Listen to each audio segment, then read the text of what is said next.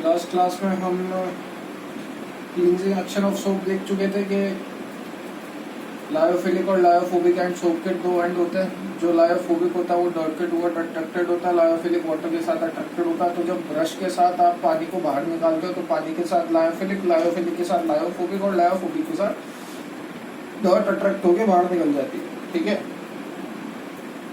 Next we move on to physical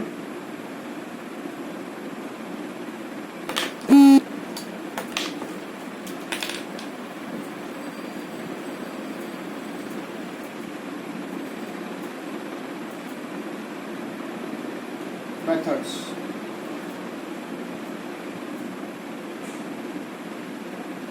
physical method में सबसे पहले आएगा ग्राइंडिंग। मैंने आपको पहले ही बताया था कि अपने को करना क्या है, कुल मिला के अपने को हर चीज को कोलोइडल सोल के पार्टिकल में तोड़ना था। अपने को हर चीज को कोलोइडल सोल के पार्टिकल में तोड़ना था। तो आप किसी को भी कोलोइडल सोल के पार्टिकल में किस तरीके से कन्वर्ट कर सकते हो, ये उसके कुछ एक फिजिकल मेथड्स है। पहले होता है ग्राइंडिंग। ग्राइंडिंग नाम से ही समझ में आता होगा, डायग्राम से बता देता हूँ। ये होता है ब्लेड, और ब्लेड के बाहर ऐसे ऐसे ये तिकोने तिकोने से बाहर निकले हुए होते हैं। बीच में आप अपना पार्टिकल रखते हो, यहाँ पे भी ऐसे शार्प ब्लेड्स लगी हुई होती है। अब इन दोनों को घुमाते हो आप एंटी क्लॉकवाइज, यानी कि ऑपोजिट डायरेक्शन में। एक अगर क्लॉकवाइज घूमेगा तो एक एंटी क्लॉकवाइज, यानी कि ये इस साइड घूमेगा तो ये इस साइड घूमेगा। ऑपोजिट डायरेक्शन में घूमने की वजह से ये जो सोल है या ये जो पार्टिकल है वो और कम साइज में टूटता है, और टूटते टूटते वो एक कोलोइडल साइज के पार्टिकल में कन्वर्ट हो जाता है। इसी मेथड को अपन बोलते हैं ग्राइंडिंग। पहला फिजिकल मेथड है।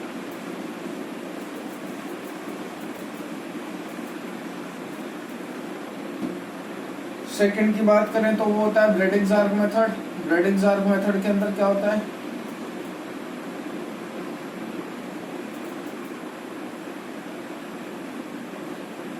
आप क्या करते हैं, अपन लेते हैं कंटेनर। कंटेनर के अंदर होता है वाटर।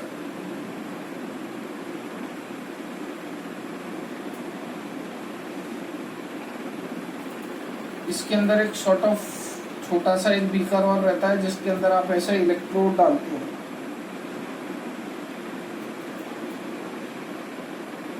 आपको जिस मेटल को कोलोइडल साइज के पार्टिकल में कन्वर्ट करना है, इन इलेक्ट्रोड्स को आप एक वायर के थ्रू कनेक्ट करते हो, और ये रहा वो मेटल जिसको मुझे कोलोइडल साइज के पार्टिकल में कन्वर्ट करना है। Metal whose colloidal soul has to be obtained। तो मैं क्या करता हूँ, यहाँ से मैं बहुत ही हाई वोल्टेज का करंट पास करवाता हूँ। ठीक है ना, एक इलेक्ट्रिकल आर्क स्ट्रक करवाते हैं। इलेक्ट्रिकल आर्क स्ट्रक करवाने की वजह से यहाँ इस मेटल का टेम्परेचर बहुत ज्यादा बढ़ता है, और वो लगभग 2500 से 3000 डिग्री सेल्सियस तक होता है। ठीक है, होगा क्या, इतना टेम्परेचर पे जब इस मेटल को हीट करोगे तो ऑब्वियस सी बात है मेटल स्टार्ट वेपराइजिंग। वेपराइजिंग का सेंस क्या होता है कि ये मेटल पिघलना चालू होगा, और पिघलने के बाद ये इस कंटेनर के बाहर जाता है। पिघलने के बाद ये इस कंटेनर के बाहर जाता है। कंटेनर के बाहर जाते ही जो पिघला हुआ मेटल है, मेल्टेड मेटल, धीरे धीरे करके मेटल पिघलता रहेगा, और वो पिघला हुआ मेटल इसके बाहर धीरे धीरे करके जाता रहेगा। वो मेल्टेड मेटल स्टार्ट कंडेंसिंग। जैसे ही वाटर से कांटेक्ट में आया वो कंडेंस होना चालू हुआ। कंडेंस होने के बाद उसके छोटे छोटे ग्रैन्यूल्स नीचे इकट्ठे होते जाते हैं, और आपको metal in its pure form मिल जाता है, या फिर मेटल कोलोइडल सोल के पार्टिकल में ऑक्टेन हो जाता है। वही बड़ा सा पार्टिकल का पार्टिकल था, अब मैंने उसे पिघला के छोटे छोटे पार्टिकल में कन्वर्ट कर दिया। यह आपकी ब्लेडिंग-ज़ार्ग मेथड होगी। Next we move on to peptization.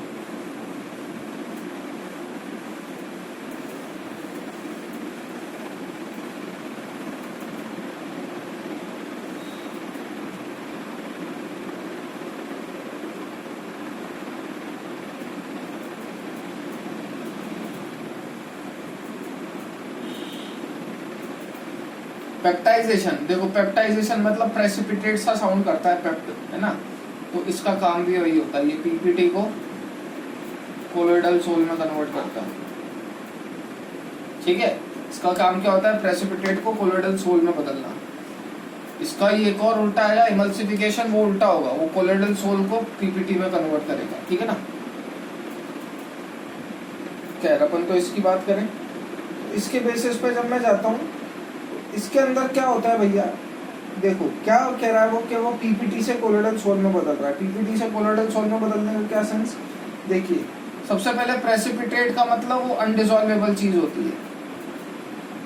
Colloidal soul की एक प्रॉपर्टी होती है,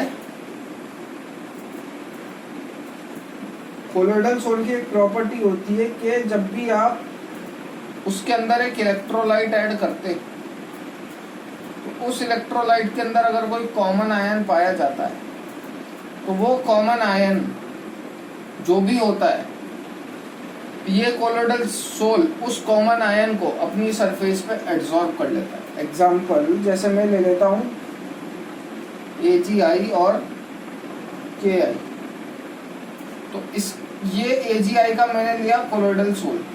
ठीक है, इस कोलोइडल सोल को जब मैं Ki के इलेक्ट्रोलाइट में डुबाऊंगा तो इसके अंदर कॉमन आयन आपको दिख रहा है I, तो ये क्या होता है, जैसे AgI का आपने कोलोइडल सोल लिया, I यहाँ पे कॉमन आयन है, तो ये क्या करेगा, उस कॉमन आयन को अपनी सरफेस पे एब्जॉर्ब करवा लेगा।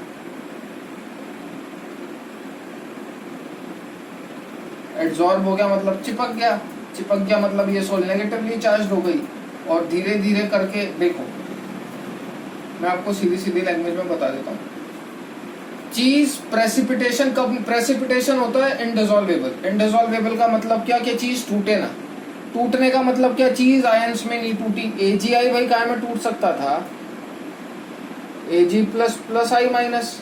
प्रेसिपिटेट का सेंस क्या होता है कि ये AgI Ag plus plus I minus में टूटा ही नहीं। ये Ag plus plus I minus में कब नहीं टूट सकता, जब ये किसी से रिएक्ट करे ही नहीं। और इसको रिएक्ट करने से बचाने का तरीका क्या, आप इसके ऊपर एक ऐसी लेयर डाल दो, वो लेयर किसी से रिएक्ट करेगी और इसको किसी और से रिएक्ट करने से बचा लेगी। Same as corrosion. कोरोजन में आप ऊपर क्या करते थे, एक ऐसा पेंट छिड़क देते थे या ऐसा रिएजेंट डाल देते थे जिसकी रिड्यूस होने की टेंडेंसी मेटल के रिड्यूस होने की टेंडेंसी से ज्यादा होती थी। सिमिलरली AgI के ऊपर आप एक ऐसी लेयर डाल दो कि वो जो ऊपर वाली लेयर है वो चीजों से रिएक्ट करे, अंदर वाली चीज रिएक्ट करे ही ना। तो ये सेम वही फंडा होता है कि जब आप AgI को Ki के इलेक्ट्रोलाइट में डालते हो तो इसकी प्रॉपर्टी होती है कोलोइडल सोल की कि ये कॉमन आयन को अपने ऊपर एब्जॉर्ब कर लेता है। एब्जॉर्ब हो गया मतलब चीज इनडिसॉल्वेबल हो गई, इनडिसॉल्वेबल हो गया मतलब प्रेसिपिटेट फॉर्म हो गई। लेकिन पेप्टाइजेशन का काम क्या होता है, प्रेसिपिटेट को कोलोइडल सोल में बदलना। कोलोइडल सोल में बदलना मतलब AgI टूटना चाहिए Ag plus plus I minus में, और आपको इस AgI को Ag plus plus I minus में तोड़ने के लिए इस I माइनस का, जो कि बाहर I माइनस की लेयर एब्जॉर्ब है, इसका कुछ जुगाड़ करना पड़ेगा। माइनस को कैसे न्यूट्रलाइज कर सकते हो, करवा दो वाटर से रिएक्ट। तो वाटर के पास दो H प्लस आयंस होते हैं, वो H plus plus OH minus में टूटता है, ये भी बोल सकते हो। तो ये जो हाइड्रोजन की पॉजिटिव साइड है, ये इस आयोडीन की नेगेटिव साइड को न्यूट्रलाइज कर देगी। न्यूट्रलाइज होते ही आपको AgI मिल गया, AgI फर्दर डिसोसिएट हो जाएगा Ag plus plus I minus में। डिसोसिएट होने का मतलब पीपीटी का आयन में कन्वर्ट होगी कोलोइडल सोल में। होपफुली इतनी बात समझ में आती होगी। ठीक है, नेक्स्ट अपन बात करेंगे प्रॉपर्टीज की, properties of colloidal solution.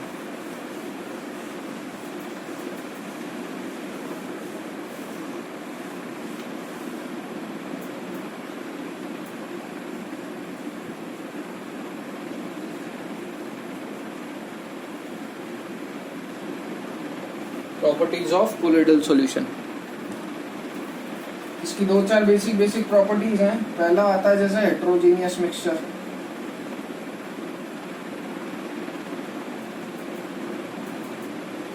Heterogeneous mixture माने सॉल्वेंट के अंदर कोई सॉल्ट डाल दो तो वो भी एक तरीके का फेज डिफरेंस तो है। हेट्रोजीनियस मिक्सचर मतलब फेज डिफरेंस, मतलब आप सॉलिड के अंदर लिक्विड डाल दोगे तो ये एक हेट्रोजीनियस मिक्सचर हो गया जो कि डिसॉल्व ना हो।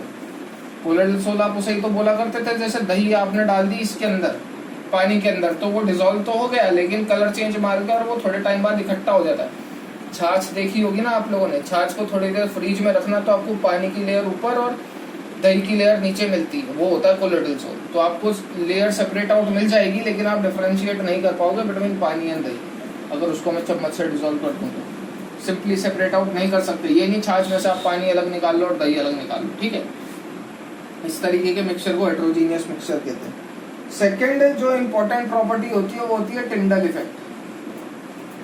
सुन रखा होगा हालांकि आपने। टिंडल इफेक्ट क्या होता है भैया? Nothing, it is a phenomenon of scattering of light. ठीक है, होता क्या है, छोटे छोटे पार्टिकल्स होते हैं। आपने देखा होगा अगर किसी गुप्त अंधेरे में से एक छोटा सा छेद आप कर दोगे, आप सपोज कमरे में अंधेरा है और मैं दीवार में छोटा सा छेद कर दूं तो उसमें से लाइट आएगी और लाइट के आजू बाजू आपको छोटे छोटे पार्टिकल ऐसे तैरते हुए नजर आते हैं। टिंडल इफेक्ट यही होता है कि लाइट आती है और लाइट उन पार्टिकल से टकराती है, उन पार्टिकल से टकरा के लाइट रिफ्रैक्ट होती रहती है इधर उधर। इस बेसिस पे मुझे रोशनी जो है वो नजर आती है due to this refraction of light. इसी प्रोसेस को अपन टिंडल इफेक्ट बोलते हैं। स्कैटरिंग ऑफ लाइट यही फिनोमेनन होता है on passing light through a colloidal sol. इसकी एक एप्लीकेशन भी है बहुत important.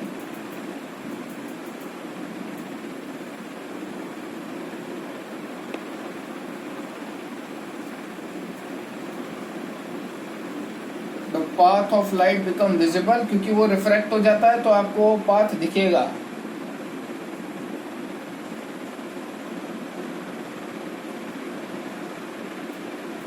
And this effect is known as Tyndall effect.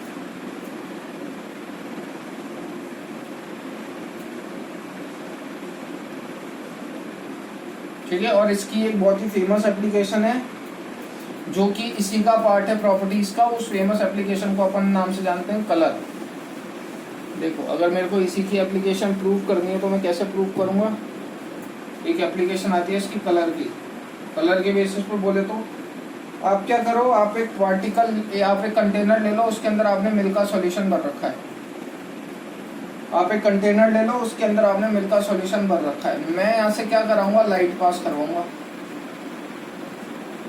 Colour मतलब आपको एक लाइट एक स्पेसिफिक कलर की दिख जाएगी, मैं आपको यहाँ से लाइट पास करवाऊंगा।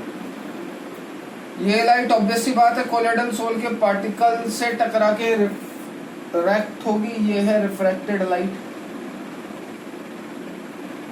अब इस रिफ्रैक्टेड लाइट को अगर आप 90 डिग्री के एंगल से देखते हो, भैया लाइट क्या हुई, लाइट इस पार्टिकल से टकरा के रिफ्रैक्ट हुई। अब अगर मैं यहाँ से यानी कि 90 डिग्री के एंगल से इस लाइट को देखूंगा तो मेरे को colour of the light blue नजर आएगा। ये बहुत इंपॉर्टेंट एप्लीकेशन है, ध्यान रखिएगा इस बात। चाहो तो इसका एग्जांपल आप डेली लाइफ से भी ले सकते हो। दिन में आपको आसमान का कलर नीला नजर आता है, क्यों कह रहा हूँ मैं ये? तो बोलोगे सर ये तो कोई बात नहीं हुई कि आप मेरी शक्ल का और आसमान का कलर देखोगे तो ठीक है मेरे को नीला नजर आ जाएगा। तो भैया आपका फेस और आसमान के शक्ल की बात नहीं हो रही। दिन में देखना कि आप के बीच का और सूरज के बीच का एंगल क्या होता है। दिन में सूरज अपने सर पे चढ़ा हुआ रहता है। अपन अगर इस डायरेक्शन में मैं देख रहा हूँ तो मेरे से और इस डायरेक्शन में सूरज है, तो ये एंगल कितना हो गया 90।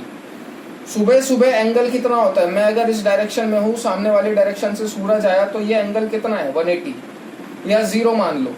धीरे धीरे करके वो एंगल बढ़ता है, 90 पे होते होते ब्लू जैसे जैसे ढलता है एंड इट बिकम्स 180, तो वापस आपको वो रेड नजर आता है। तो रेड या ऑरेंज जो बोलना बोल लो, जैसे जैसे एंगल बढ़ा ब्लू और फिर वापस रेड। तो इसका भी यही होता है कि जब आप लाइट को मिल्क के सॉल्यूशन से पास करवाते हो तो वो क्या होता है, लाइट रिफ्रैक्ट होती है। जब आप उसको 90 डिग्री के एंगल से व्यू करोगे तो आपको लाइट का कलर ब्लू नजर आएगा। लास्ट होती है Brownian motion. What is Brownian motion? It is nothing but zigzag movement of the colloidal particle.